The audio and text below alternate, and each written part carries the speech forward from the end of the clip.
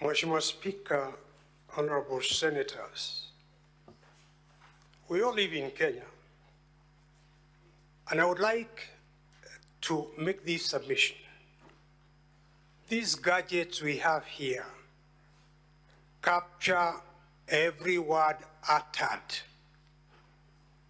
accurately, so that if I was found tomorrow to have lied to these senators, sanctions can be brought on me.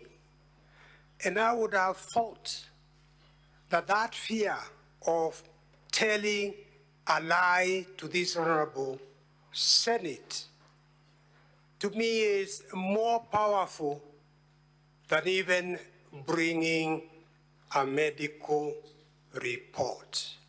We've had many medical reports generated outside hospitals. We see them in courts almost on a daily basis.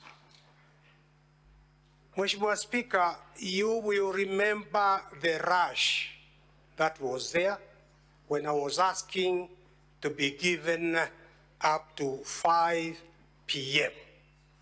And it was a rush. Was I to fail to come back to this honorable house at 5 p.m., waiting for a medical report when the doctors there are busy attending to their patient, the Deputy President?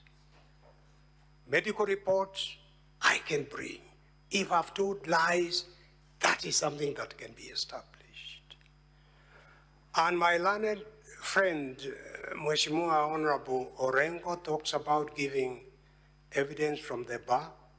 When I was learning, they are seated down when he's giving evidence from the bar about some cases filed in Malindi that I'm not aware of.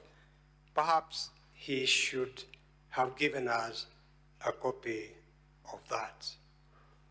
Mheshimiwa Speaker, Article 145, Sub-Article 6 is clear, and I do not want to take time of this august House, Senate.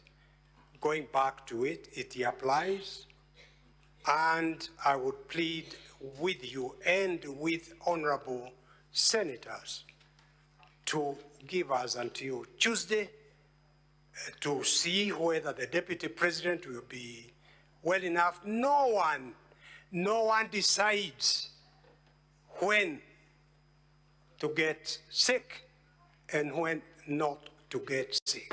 I am sure many honorable senators here will have a story of their shock because of having spent an evening with somebody, then the following day they hear that the person is gone. Yet that person was looking good and healthy. Let's be humane. Let's be compassionate. TUWE na utu kidogo. Tuesday, the heavens are not falling down to join with the earth. I thank you, Mheshimiwa Speaker. Senior Counsel, Paul Muite. There is